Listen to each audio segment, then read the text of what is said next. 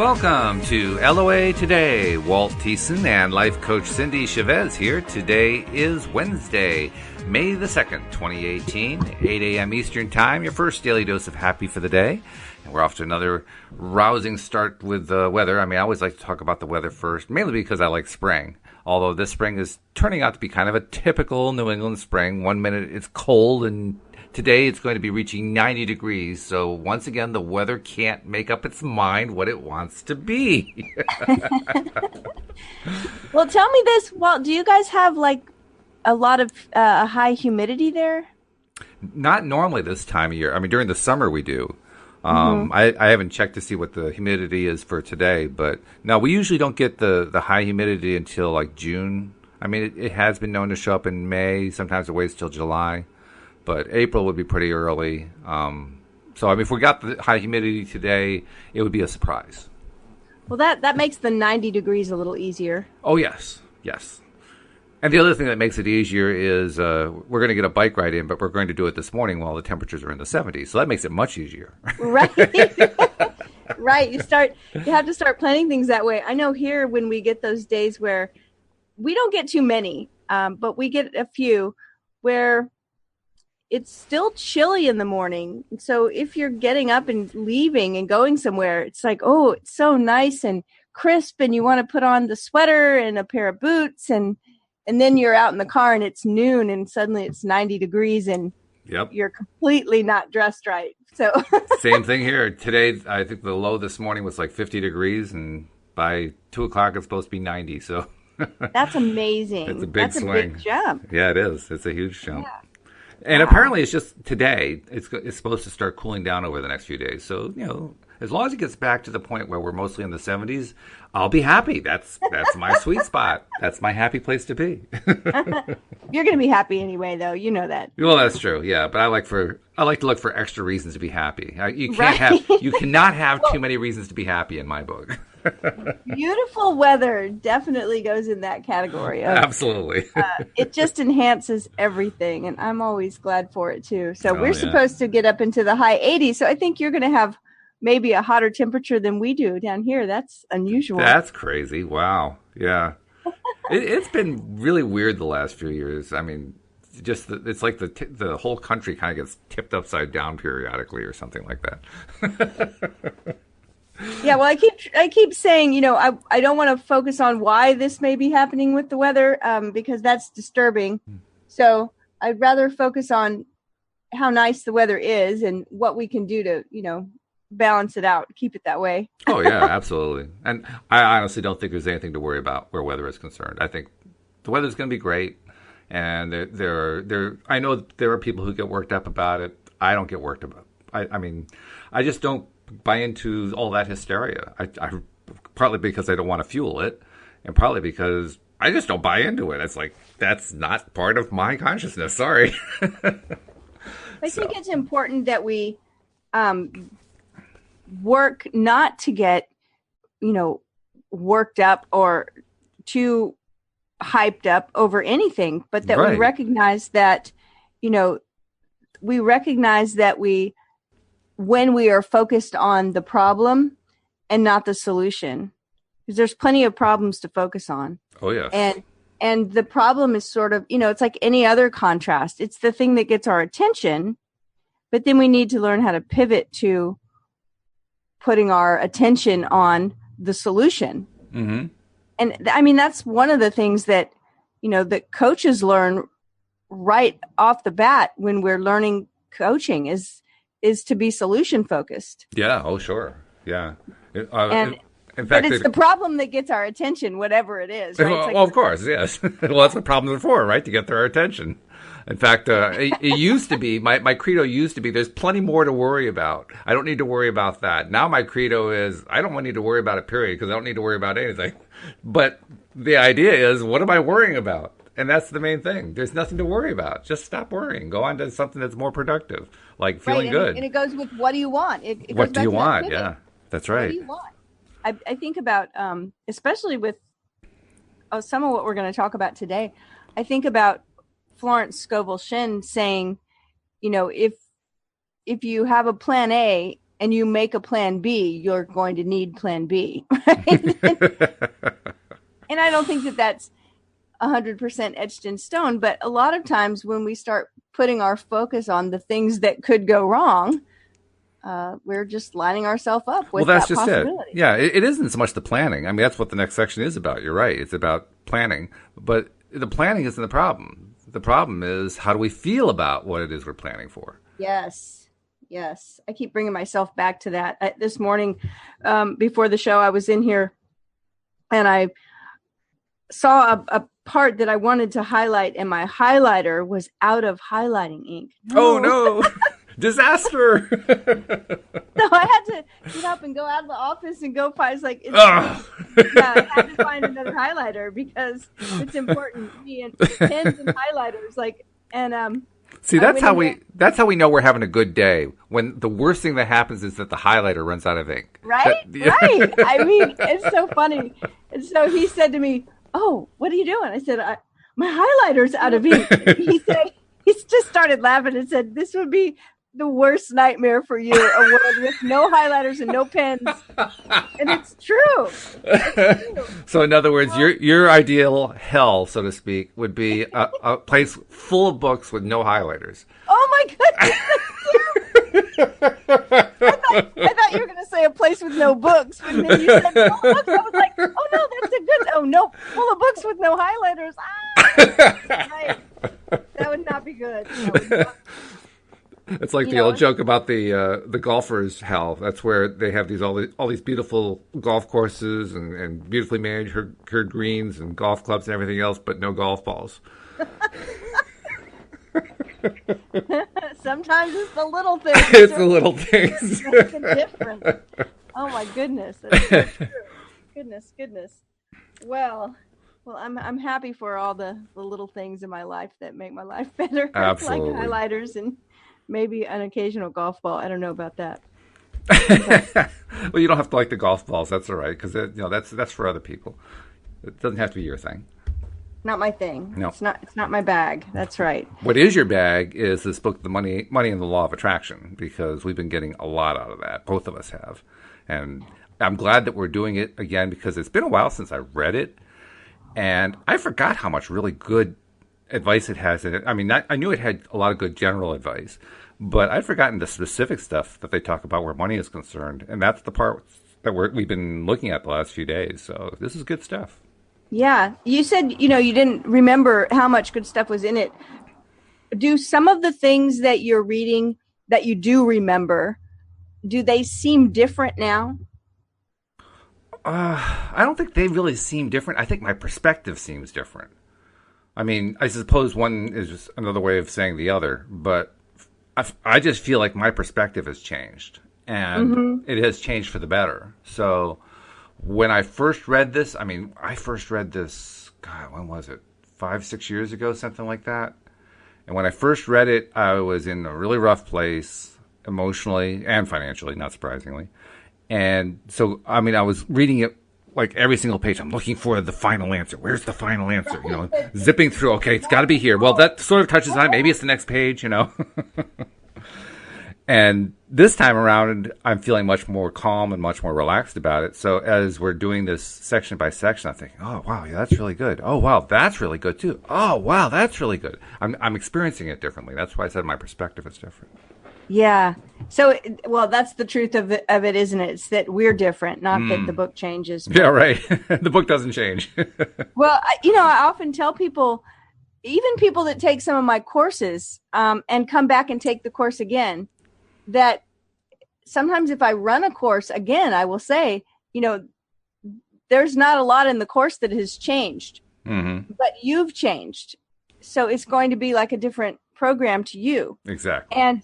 And I have people that will email and say, oh my goodness, like, I don't remember this the first time. And I think about how many books I've read, and especially like the Abraham Hicks books that I've gone back and read, a year later, 5 years later, whatever. And wow, it's like, did I really read this before? That's right. Yeah. Or something that stands out to you. And it's like, wait, why didn't that stand out to me before? Here's the secret. Mm-hmm. Some really important thing. It's like, oh, why didn't I know this the first time I read it? So sometimes I think it's really good practice to go back. I think so too. I like one comment that Wendy made about one of the other books. We reached a particularly poignant section, and we read this one thing, and she said, the first time I read that, I probably said, yeah, and skipped right over it. Right? It's so Isn't that true. it? Then we read it a second time. It's like, there's no way I read that before, because that would have changed my life. I've definitely had that sense before. And so I think it's a good practice. Go back and look at the things that you think you know already, right? Right, exactly. Exactly. Look at them with a beginner's mind. So let's see, we're on the subsection that's entitled, Does Saving for Security Work? And saving for security is in quotation marks. We are on page 91 of the paperback, Money and the Law of Attraction. Does saving for security work? It's an interesting question, because when we coach around money with people, often security is really the issue. They don't feel secure, and they feel that if they had more money in the bank, they would feel secure about their future. Right. And so saving for security. Sure. You ready to dive in? Yeah. Am I reading or are you? I can. Go right ahead. A man related to us that he once had a teacher who told him that to set money aside for security was the same as planning for a disaster. And in fact, the very act of trying to feel more secure would actually lead to more insecurity, because it would attract the unwanted disaster. He wanted to know if that philosophy fit in with our teachings about the law of attraction. We told him this teacher was right in pointing out that attention to anything brings more of the essence of it to you. And so if you were to focus upon the idea of possible bad things looming out there in your future, the discomfort that you would feel as you pondered those unwanted things would be your indication that you are indeed in the process of attracting them. But it's absolutely possible to briefly consider something unwanted occurring in the future, such as a financial situation that makes you feel insecure as you consider it, which could cause you to then consider the financial stability that you desire.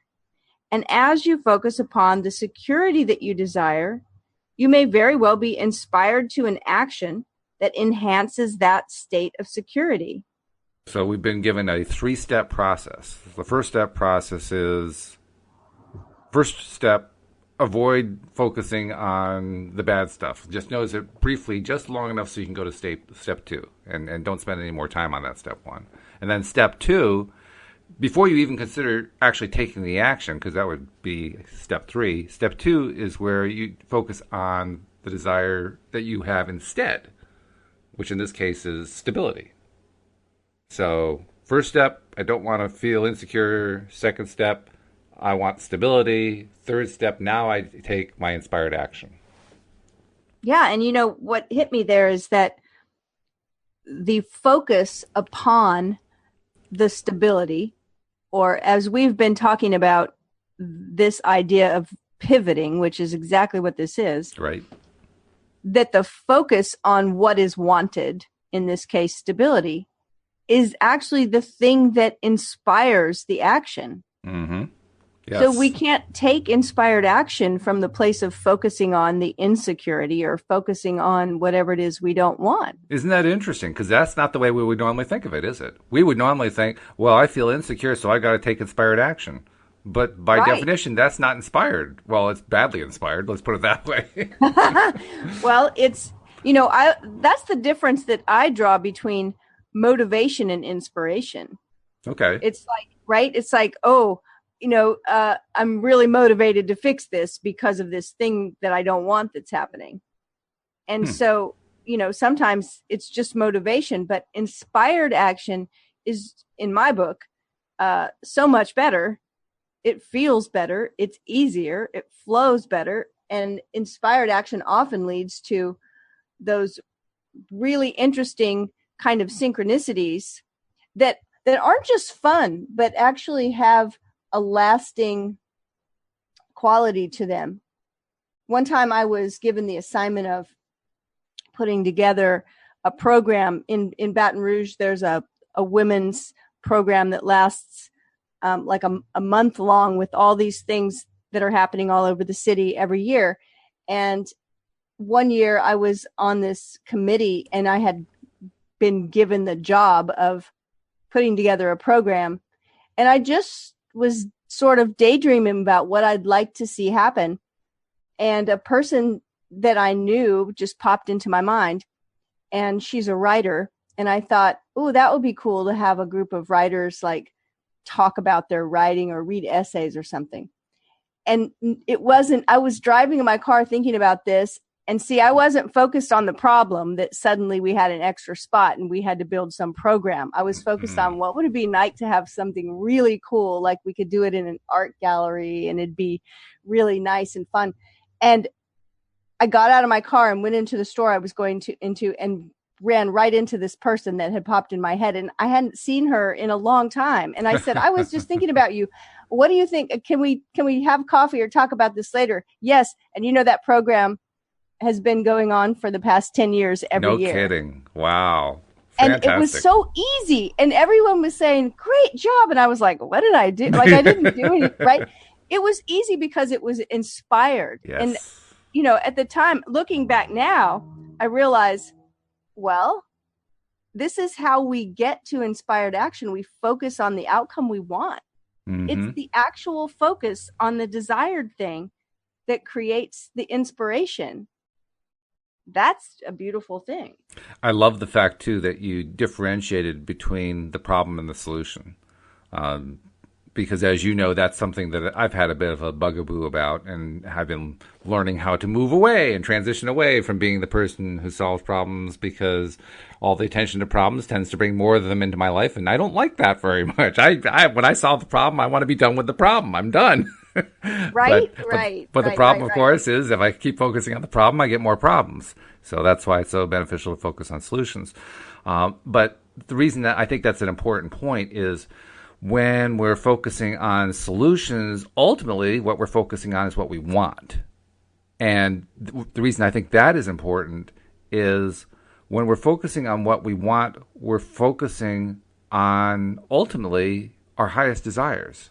That was a big point that Wendy made to me after our podcast yesterday. You know how it is. We do a conversation after the podcast, and she and I had been talking about something, and she pointed out to me something in reply to something I brought up, that when we I should give you more context. I brought up that I was having trouble focusing on my biggest desires and finding time during the day to do it and so forth.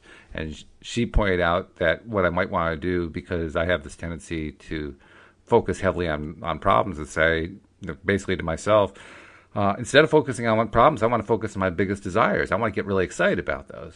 And I thought, why didn't I think of that before? That was brilliant.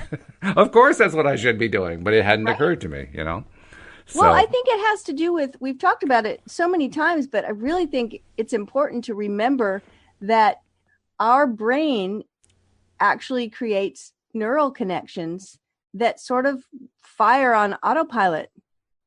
It's sort of like when you're driving your car and someone, runs out into the street, you swerve, you brake. I mean, and you don't really have to think much about it. No. You do lots of things automatically. Yep. And so when there's a problem, like the situation I talked about where suddenly there was a hole in the program and we had to fill it and we had to find a place, think about how easy it would have been to just keep arguing for limitations. Oh, this has to happen in 2 weeks. We can't put this together in 2 weeks. And there's not going to be anybody that will rent us a room. And it's easy to go down that road of like how bad the problem is. Yeah.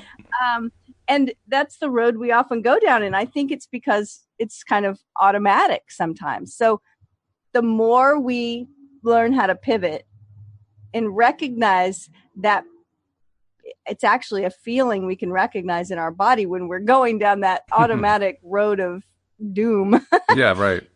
And just stop and say to ourselves, wait a minute, like I'm not focused on what I want. What is it that I want? I mean, it sounds so simple, but it's not easy all the time.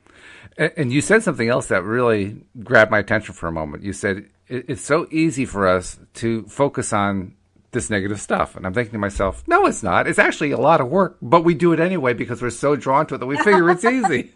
It's actually harder to do that. But you're right. That's what we spend so much of our time on. And that's why we're learning how to break away from that, because, boy, that's just, that's beating ourselves up every way possible. Yeah. So we want that. We want to focus upon what we want. And as we do, we will be inspired. That's where the inspired action comes from. Absolutely. So it would focusing on what we want. I'm taking a minute to encourage you to go over to the website at loatoday.net and subscribe to the podcast, because we would like to see more subscribers. And so and by the way, haven't subscribed yet. Yeah. And that is focusing on what you want. Yeah, right. Because what you want is to have more and more of this good feeling stuff. Well, there's no better way to do it than to listen to LOA Today every single day. So yeah, absolutely. You're right. That is the best thing to do. And not only do you do it for yourself, but when you also do the share, then you're doing it for your friends and people you care about. So it's a double win. I like double wins. It's a win-win. Yes. It's a win-win. It's a win-win. Yeah. All right. So as you focus upon the security that you desire, you may very well be inspired to an action that enhances that state of security. Mm. The action of saving money or investing in assets in and of itself is neither positive or negative. But that teacher would be correct to say that you cannot get to a place of security from an insecure footing.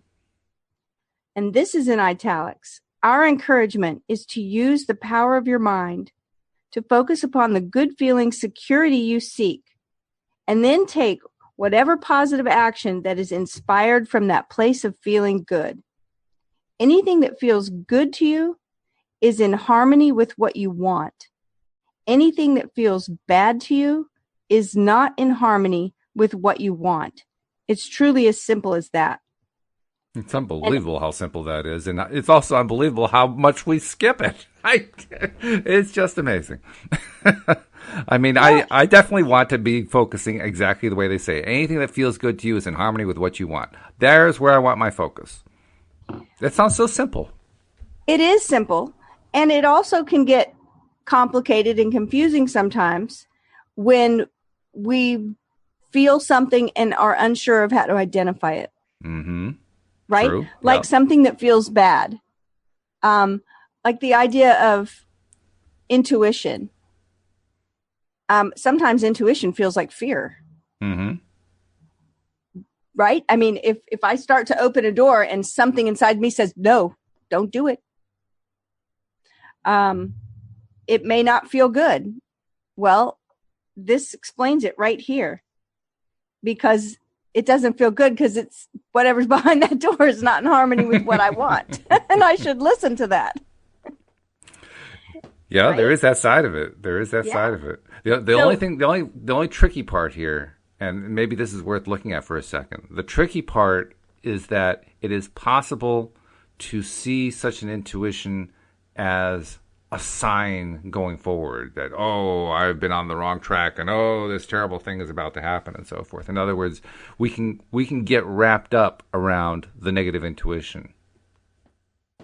Yeah, I think that we have to always go back to remembering that we have to stay in the present moment to have any kind of power. Mm-hmm. And so when we sense something, we should pay attention. That to me is the big stumbling block for so many of us so many times, is that we know something in our body. And I'm speaking of the physical body. It's why people say, I knew in my gut. Mm-hmm. I had a gut feeling that I shouldn't do this, right? How many times do we say, oh, why didn't I listen to my gut? Because we're used to ignoring our bodies a lot. And if we ignore our bodies when it's whispering to us, then it will speak louder. And sometimes it speaks louder in ways that are painful. Mm-hmm. So we need to pay attention. And that's what we're doing here. We're learning how to pay attention to what we want, to what feels good and what doesn't feel good. Right, because the ultimate goal here is to get that negative intuition or positive intuition. Those are even better. But to get the negative intuition and say, oh, okay, I'm not going to do that. And you're done. Yeah. No more attention given to it. Yeah. And then as soon as we focus on, well, what do I want? And hold the focus there, we should be expecting some inspiration. That's right. Yeah. I love this, though. I love this idea that that's where the inspiration springs from. Mm-hmm. It springs from our focus on what we desire. Yep. Not on what we don't. Okay. We need that reminder. I need that reminder. I know that. Maybe I shouldn't speak for everybody, but I need that reminder. I need the reminder. The reminders help me so much in this past year. So we're at May already. I know. Isn't that crazy? And this has probably been my focus more than anything as far as tools. I still meditate. I still work in a journal. I still do other things that I feel are useful and powerful. And focusing on this pivot idea of very quickly being able to recognize when I'm focused on something I don't want, when I'm focused on the problem, and being able to pivot. It has been so helpful and amazing. And I still have to remind myself to do it. So it's a practice. It's a never-ending process here. Yeah, it is a practice, and it's a good one. And it's one that I think that's why I was talking with Wendy yesterday. I want to keep reminding myself what it is that I want. There's where I want to focus. That's how I want to be controlling what it is I'm trying to draw into my life. I want my big items, right? The things that are really important to me. Well, the only way to get them is to focus on what I want. If I focus on the stuff I don't want, they aren't going to happen. Yeah, or it's so easy for us sometimes to focus on what seems to be getting in the way. Yep. Focus on, we have to just bring ourselves back. And the thing I really like about this process is I've learned to not just bring myself back to focus on what I want, but to stay in that place, whether it's for 10 seconds or 10 minutes, but to stay in that place and really enjoy what it feels like. And enjoy what it feels like just for the sake of enjoying what it feels like. Mm-hmm. As a process. Not because, if I enjoy this, it's going to come faster. Like there's no goal attached to it. It's just, I'm really enjoying this. This is fun to do. And in the end, that does seem to bring manifestations faster. Well, there is one goal, actually, for me anyway, maybe not for you. But for me, the one goal is to actually find what the feeling is. Very often, if I'm thinking about something that I want and I'm trying to attract it, and I'm trying to be, very mindful about it and so forth. Okay, so now I start getting into the process and asking myself, okay, so how does that feel? And I draw a blank. Are you trying to put a label to the feeling? No, I'm trying to find the feeling. Find it at all. Yeah, okay. Yeah. Okay. Yeah, and sometimes we have to allow ourselves the space to be quiet and still in order to do that. So I think that's a tool that we don't utilize enough. We live in a really noisy world with a lot of stuff going on, and sometimes we don't get quiet enough. It's not just the space either; it's the time, isn't it? You have to spend a little time on it in order to be in that space. Yeah, definitely some dedicated time and space to be still and quiet. And, anybody that lives with someone else or pets or, it's hard. I remember my little dog, may she rest in peace. I miss her so much. Mm-hmm. But whenever I would meditate, she would get in my lap. Aww. And sometimes she would get in my lap and just want to go walk around in a circle on my lap or, keep taking her paw and moving my hand. It's like she and I would say, will you stop? I'm trying to meditate. Just 10 minutes. Like, stop. And it was like, she was the biggest disruptor sometimes. So sometimes things get in the way, right? But it's that intention to spend that time to get still and quiet. And then, there's a parable or a proverb of a man in a big city, and he's with a Native American who is a guide, and the Native American guide says, "Stop! Do you hear that? do you hear that? He said, do I hear what? I mean, there's fire trucks going by. There's a crowd of people. There's this is the noisiest place I've ever been in. He says, do you hear that cricket? And she said, you hear a cricket? Are you kidding me? Like with all this stuff going on? And he said, well, you can hear it, but you have to be listening for it. Right? Yes. And that's the thing is you will get there. You will find the feeling. And you've been working on learning how to expand it once you find it. So, oh yeah, the expanding part isn't so bad. It's just the initial feeling part that for me is the bigger stumbling block. Once I can find that feeling and sit with it for a while so that it builds large enough, then the expansion part gets easy. Because all I have to do is just go back to that feeling every time. Yeah. Okay. Yeah. Right. And see, that's the part I'm talking about. That's actually really fun. Yeah. Oh, yeah. That is fun. Sure. Because that's when the creative juices get flowing. And that's when inspiration happens. Mm-hmm. That's when, a lot of people say that they're inspired when they go to the beach. And I think that there's a lot of things that play into that. I mean, what do we say? This is my happy place. So I get inspired when I go to the beach too. I'm happy to have them go to the beach. I want to go to the deck on the hotel behind the beach in the shade and sip my cool drink, watching the people on the beach where I'm not. That's like me. I'm always like, I don't need to be on the skis. I'll go on the boat. So I just highlighted this in my book. Anything that feels good to you is in harmony with what you want. Anything that feels bad to you is not in harmony with what you want. It's just truly as simple as that. Some say that you should not want money at all. Now, this is a powerful section we're coming up on. Some say that you should not want money at all because the desire for money is materialistic and not spiritual. But we want you to remember that you are here in this very physical world where spirit has materialized. I love this. Very good point. Yep. You are here in your very physical bodies on this very physical planet where that which is spirit and that which is physical or material blend. You cannot separate yourself from the aspect of yourself that is spiritual. And while you are here in these bodies, you cannot separate yourself from that which is physical or material. All of the magnificent things of a physical nature that are surrounding you are spiritual in nature. And it's interesting because that last line that I read, all of the magnificent things of a physical nature that are surrounding you are spiritual in nature. It's not only italicized, but it's underlined. Yeah, it's both. It's like, okay, pay attention. This is it right here. Draw a big star next to it because this is an important thought.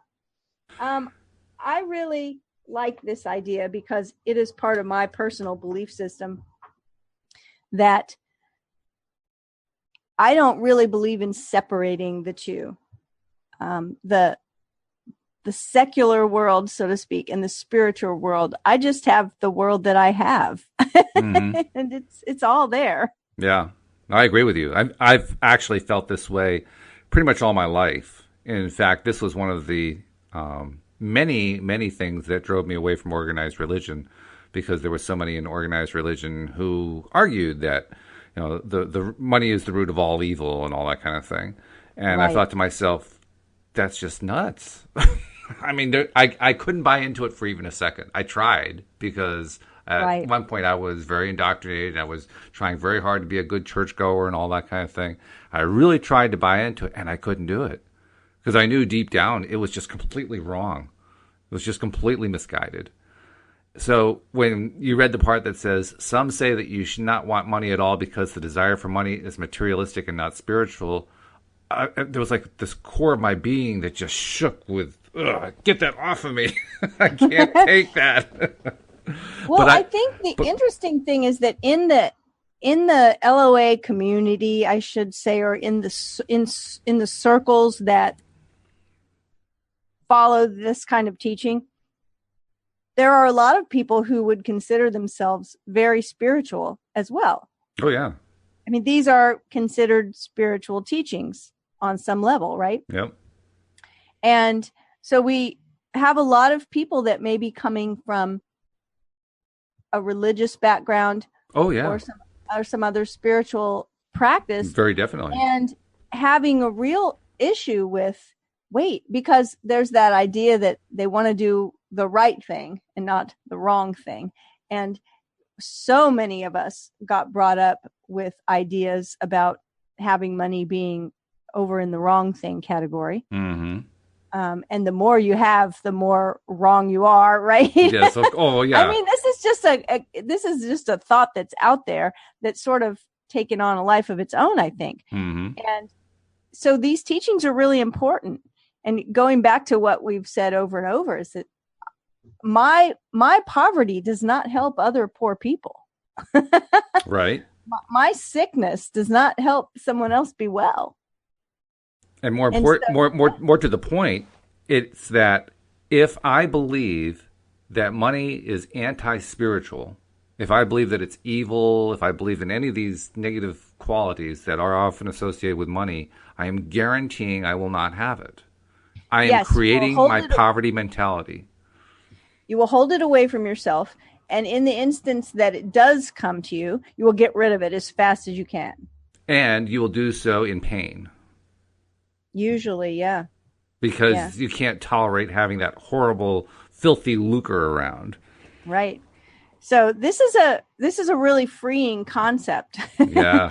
When you start recognizing that, they said here that saving and investing is a neutral activity. It's not positive or negative. Mm-hmm. And I would say that just goes for money in general. Yes, I agree. Right? I mean, money is neutral. It's what we do with it. And I like to think that money is a magnifier of what we already are. If you're generous, you're going to be more generous. Mm-hmm. If you're creative, you're going to suddenly have the means to create bigger and better things because, art supplies cost money. Musical instruments cost money. I mean, right? And so whatever it is that whatever qualities that you're already working on developing in yourself, having more money is just going to magnify that. Mm-hmm. Yeah. It's just a magnifier of what we already are. So there's no worry that, I want to be a good person. And if suddenly I'm rich, I'm going to be a terrible person. No. It doesn't really work that way. Not at all. No. In fact, I like to look at money as if it were what it is. It's a tool. It's a physical tool. Yeah. And I mean, it's like a knife. You can use a knife to cut up your food, or you can use a knife to attack somebody. And it has nothing to do with how good or bad the knife is. I mean, actually, the only way to really evaluate whether a knife is good or not is whether it has a sharp edge. If it doesn't have a sharp edge, it's not a good knife. But other than that, there's no good or bad associated with it. The only good or bad is what we associate with it. And that's completely up to us. So since it's completely up to us, why not decide the tools are good? Yeah, it's like anything else in our life. Things have meaning because we give them meaning. Mm-hmm. So we assign the meaning. So this next section, I'm kind of excited about this because we talk about this a lot. That's right, yeah. Stories that we tell, right? Stories. So telling a new story about abundance, money, and financial well-being. The law of attraction is not responding to the reality that you are currently living and perpetuating, but instead it is responding to the vibrational patterns of thought that are emanating from you. So as you begin to tell the story of who you are in relationship to money from the perspective of what you desire rather than from the perspective of what you are actually currently living, your patterns of thought will shift, and so will your point of attraction. Now, this is in italics. What is has no bearing on what is coming unless you are continually regurgitating the story of what is. I think I should take that sentence and just put it up on the wall. Right? I mean, I have some little Post-its that are right up here above my desk. One of them says, "You are powerful," and one of them says, "Permission granted." That's good. I like that. I think that this could go up there too. Yeah. Yeah. What is has no bearing on what is coming unless you are continually regurgitating the story of what is. Wow. By thinking and speaking more of how you really want your life to be, You allow what you are currently living to be the jumping off place for so much more. But if you speak predominantly of what is, then you still jump off, but you jump off into more of the same. So here's a question then. How do we change our what is pattern? I mean, because I think almost all of us regurgitate an awful lot about what is. And I was noticing even when I am trying to move myself off of it and trying to be in a more creative mood, I still describe in terms of what is. I think that's kind of like part of what's involved to be on a physical plane. I mean, right. When you're in a physical plane, you just do that. So how do we get away? How do we move ourselves away from the what is story? Well, I think that first of all, it's okay to recognize what is. Because I think our feelings and our energy around it have to come into play as well. Mm-hmm. True. So I can, have you ever heard somebody say, well, it is what it is? Oh, yes. A few times. Well, and it may be, it's like, well, I don't know, just think of anything that someone could, not be too happy about. Well, my car needs new tires. It is what it is. I'm just going to have to get that done, take care of that problem or whatever. But there's also the idea that when we start talking about what is, what coaches often frame as arguing for limitations. Mm-hmm. And that's when we're so focused on the downside of what is that we can't see an upside, or we stop being able to even think about what it is we really want. Isn't that interesting? Because you just made a great point. When we focus on what is, what we're really doing much of the time is focusing on the negative side of it. The part that we don't like. Right. And we're saying, well, that's reality. Reality is what I don't like. Exactly. And so it's like, then I love that line. We've read it a couple times in different Abraham quotes, but it's like, come to me, that thing I do not want. That's right. Yes. And I can see that the motion with the fishing pole, just reeling it in because I can't stop talking about it, how much I don't want it. I've had this before where a certain person in my life and they were on the one hand having some serious things that were not fun to go through and some financial struggles. But on the other hand, they had so many amazing things going on in their life. And yet, whenever there was a conversation, it seemed like it was 90% focused on, come to me, this thing I do not want. And amazing. And so that's the thing. It's not to say, oh, this isn't really happening. It's not to say that we're trying to just lie about what the truth is. That's not the point. But the point is to be able to energetically just turn our focus to recognize the solution or recognize what we want instead. Mm-hmm. That's it. What do we want instead? That's how the reality does change. That's what brings about the change. And so if we keep focusing on what is that thing we do not want, that's not going to lead to the solution. So it's not that fake it kind of thing. We can recognize that there's a problem. We can recognize that this thing that's happening is definitely not what I want. But we have to learn to do that pivot over to what we do want.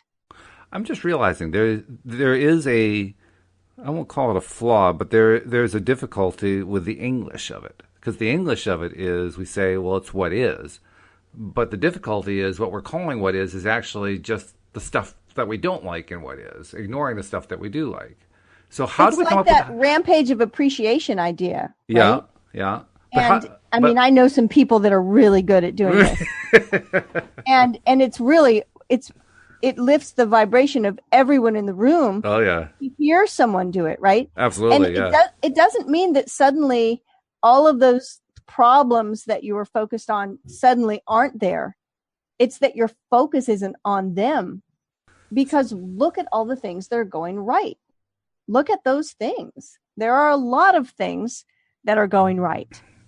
The weather is beautiful today. There is chocolate in the house. I have a new candle that I love over there. My African violet is going crazy with blooms. It's unbelievable.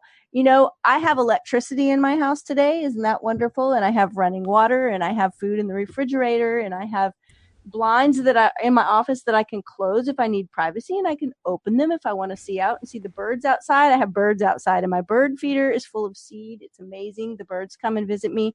I could go on and on and on. You got a wonderful life there. Well, or, I could tell a different story and it would be true. And everyone would be like, I'm never listening to this podcast. Right? I hear you. I have a crick in my neck. And, right? I mean, we can all, it's like, where do we want to put our focus? Well, that leads to the question I want to ask. We talk in terms of what is. Abraham talks in terms of what is, but there are really two what ises. Yes. There's the what is that we don't like, and there's the what is that we do like. What term do we use to describe the difference? That's what I'm looking for. We need a term that differentiates between the what is that I don't like and the what is that I do like. Well, but when we look at the sentence that we just read, what is has no bearing on what is coming unless you're continually regurgitating the story of what is. Well, that's okay. Maybe we just want to regurgitate the story of what is good. Yes, that's it. That's exactly what we want. And by thinking and speaking more of how you really want your life to be, and I saw somebody post a meme or something the other day. It just said, more please. And it had a heart. It just said, more please. And that's what this reminds me of, is that the things that are good in our life, the things that create a feeling that we're enjoying, the things that are in harmony with what we really want. We want more, please. Yeah. So focusing on that. And those things are what is also. They are. And that's what we need to remember. The what is not just the stuff we don't like. We think of it that way sometimes, especially if we're in a bad funk, then everything seems like what we don't like. But that's not all of the what is. Yeah. And when when you speak to someone who is a multimillionaire, and from the outside looking in, you could pick out, right off the top of your head, a dozen things about their life that's just spectacular. Mm-hmm. But they are upset because they're focused on something that's happening that's not a good thing. It really brings it into perspective, because we all do it, millionaires or not millionaires. Mm-hmm. We all have the potential to be able to focus on that thing we don't want. The potential? More like the actuality. Well, and I mean, when we're struggling financially, we think, oh, look at that person. They're a multimillionaire. They don't have any problems, because we think money would solve all our problems. Yeah, not so much. Right? But it doesn't. And that's what's interesting. I did find that quote that I was talking about before. Oh, what's that? That was about pivoting to the subject of what you really do want, looking for positive what ifs. That is how you fill the void. Like, in other words, we were reading, and this is way back in the beginning of the book, but it was talking about that the void that people are feeling can't be filled with things or satisfied with action, because the feeling of void is about the vibrational discord between their desires and their chronic habits of thought. Offering better feeling thoughts, telling a different story, looking for positive aspects, pivoting to the subject of what you really do want, looking for positive what ifs. That's how you fill the void. Yeah, that for me is the really good part. I can fill the void by focusing on positive what ifs. So there, I guess that's my term. I was looking for a term before. What do you call it? I think the term is either positive what if or negative what if. Or maybe, you're right. It says for positive what ifs. And it says, and when you do, a most interesting thing will occur in your experience. The things you have wanted will begin to flood into your experience. But these things you've been wanting will flood in not to fill your void, because that void no longer exists. They flow in because your void no longer exists. That might be my favorite quote in the entire book so far. And it's exactly what we're talking about right now, right? We're talking about focusing on the positive what is. Yeah. Yeah. Or the preferred what is. Maybe even that's better. I don't know. But we're definitely close to the term I was looking for, which is stay away from the not preferred what is and focus instead on the preferred what is, the thing that you really want. Because that's how you fill the void. That's how it feels better. So sometimes we have to give some attention to the things that are problematic so that we can solve them, right? Mm-hmm. Like we can't just ignore that there's a problem and expect it to fix itself. But it's not the energetic focus on that problem that's going to fix it. We can recognize it, and then we need to pivot over to the solution and what we want instead. That's what's going to fix it. So Right. I don't think the message here is like, yeah, just ignore, things that aren't going right in your life. That it's not about ignoring things, but it's about focus. Yeah, it's changing what you're going to pay attention to. And what you're focusing on. Yep. Thinking and speaking. And that's what we're talking about here, telling a new story.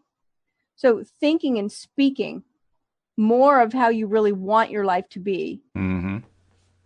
But if you speak predominantly of what is, and they're definitely talking about the negative what is. Yes. Then you will still jump off, but you jump off into more of the same.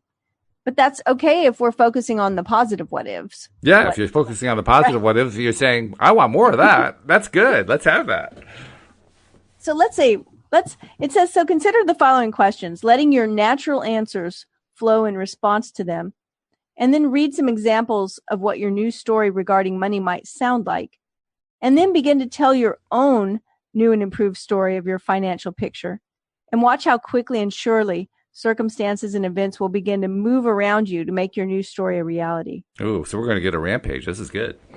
Well, here are the questions. And so we can ponder them as we read through them. Do you have as much money in your life experience as you want right now? Well, for me, the answer is no, not yet. So good question. Is the universe abundant? Oh, yes. Yes. Do you have the option of having plenty of money? As much as I have difficulty saying so, yes. Very often, that's a good question. It's a good question. Yeah. Yeah. The option's always there. Was the amount of money that you would receive in this lifetime already decided before you were born? I don't know the answer to that one. Oh, I don't either. I made me think right away of our own decisions about this lifetime and our own, okay. Are you now setting into motion through the power of your current thought, the amount of money that will flow? Always. Yes. Always. Do you have the ability to change your financial situation? Yes. Yes. Mm-hmm. Are you in control of your financial condition? Well, I'm getting there. I'm still learning. To do this. Well, it kind of goes back to that. Are you now setting into motion through the power of your current thought, right? Yeah. I mean, we are in control. It's just being conscious about how we're controlling it, I guess. Do you want more money? Yes. That one's easy. Knowing what you now know, is financial abundance guaranteed? That's a harder one to answer, but I guess ultimately the answer is yes. Yeah. Well, I think it's dependent on if we use what we know. That's it. It's the if. The if is, what am I going to do? Am I going to focus on the what is that I prefer and like, or am I going to focus on the what is that I don't prefer and don't like? Yeah. So the next section says an example of my old story about money. Here we go. There are so many things that I want that I just can't afford. I'm making more money today than ever before, but money feels as tight as ever. It just seems like I can't get ahead. It seems like I've worried about money my whole life. I remember how hard my parents worked and my mother's constant worry about money, and I guess I've inherited all of that. But that isn't the kind of inheritance I had hoped for. I know there are really wealthy people in the world who don't have to worry about money, but they aren't anywhere near me. everyone I know right now is struggling and worried about what's going to happen next. I could just feel my emotional level fall on that one. Notice how this story began by noticing a current unwanted condition. Then it moved to justification of the situation. And then it looked into the past for more emphasis of the current problem, which amplified the resentment more. Then moved to a broader view of the perceived shortage, right? It did. It ended up with, really well. Everybody around me is going through the same thing. When you begin to tell a negative story, the law of attraction will help you reach from your present perspective into your past, even into your future, but the same vibrational pattern of lack will persist. When you focus upon lack in an attitude of complaining, you establish a vibrational point of attraction that then gives you access only to more thoughts of complaint, whether you are focused in your present, your past, or your future. Your deliberate effort to tell a new story will change that. Your new story will establish a new pattern of thought, providing you with a new point of attraction from your present, about your past, and into your future. The simple effort of looking for positive aspects from right where you stand will set a new vibrational tone that will not only affect the way you feel right now, but will begin the immediate attraction of thoughts, people, circumstances, and things that are pleasing to you. Okay, I'm convinced. I need a new story. No doubt about it. Well, let's just read through. I don't think we're going to make it through the next section, but I want to start it, and then we'll go over it again next time. But okay. I just want to read a few paragraphs of an example of new money story. Yeah, we'll go as far as we can. That's all. Okay. I like the idea that money is available as the air I breathe. I like the idea of breathing it in and breathing out more money. It's fun to imagine a lot of money flowing to me. I can see how my feeling about money affects the money that comes to me. I'm happy to understand that with practice, I can control my attitude about money or about anything. I notice that the more I tell my story of abundance, the better I feel. I like knowing that I'm the creator of my own reality and that the money that flows into my experience is directly related to my thoughts. I like knowing that I can adjust the amount of money that I receive by adjusting my thoughts. Now that I understand the formula for creating, now that I understand that I do get the essence of what I think about, and most important, now that I understand that I can tell by the way I'm feeling whether I'm focused upon money or lack of money, I feel confident that in time, I will align my thoughts with abundance, and money will flow powerfully into my experience. I'm going to stop right there, but that's pretty powerful. And I'm excited to know that it goes on. That was about a half a page. It goes on for another full page and a half, I think. So yeah, I think we should do the entire thing from the beginning at as the beginning of our next show on next Tuesday. Absolutely, that's where I'm putting the bookmark because this is really important. And I just want to really drive that home that it doesn't mean that you're not paying attention to your bank balance, right? It doesn't mean that you don't know what's going on in your financial life or that you're not ever aware of some situation that needs fixing. It just means that we know how to put our focus over here where we can actually do something about it. Right. Yep. Exactly. That's it. Amazing. Good stuff. Well, this has been great as usual. We finished on a nice up swoop. I always like those a whole lot. So thank you very much for that. Before we leave, I want to remind everybody, how do they reach out to you, Cindie, if they want a little more personal attention? They can reach out to me on the internet, cindiechavez.com, CINDIECHAVEZ.com. And you can find me on Facebook and Twitter and Instagram, and it's all under my name, Cindie Chavez. Just reach out and say hello. I'd love to hear from you. Excellent. Cindie, it's been a pleasure as usual. I can't wait to do it next Tuesday. I know. Have a wonderful rest of your week and every day. Have a wonderful day. And we'll see you all next time here on LOA Today. Goodbye, everybody. Bye, everyone.